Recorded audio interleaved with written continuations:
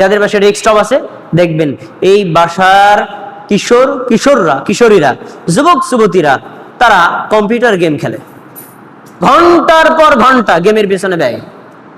অথচ সেখানে সে Microsoft word type করা শিখতে পারতো, বাংলা ইংরেজি টাইপ করা শিখতে পারতো, ইন্টারনেটে কাজ করা শিখতে পারতো, ইন্টারনেটে ডাউনলোড আপলোড বিভিন্ন কাজ যেগুলো মানুষের জন্য প্রয়োজন, এটা দিয়ে সে একটা পেশাও গ্রহণ করতে পারতো।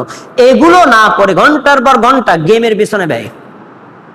আর বাপ মা তো মনে করে আমার ছেলে পুরা কম্পিউটারের ইঞ্জিনিয়ার হয়ে যেতেছে, গেম খেলে।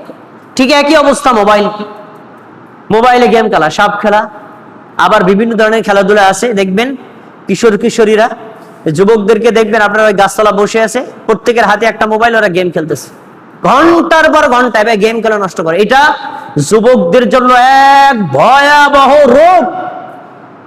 সময়ের অপচয়, চোখের ক্ষতি, মেধার অপচয়, আর এতে পুরো সম্পূর্ণ টাইমটাই ওয়াস্ট করা হয়।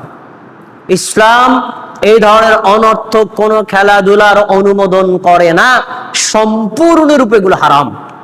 অতএব নিজেকে এই ধরনের মোবাইল কম্পিউটারের গেম খেলা থেকে বিরত রাখতে হবে, সন্তান সন্ততি থেকে এগুলো থেকে বিরত রাখতে হবে। তারপরে রাসূল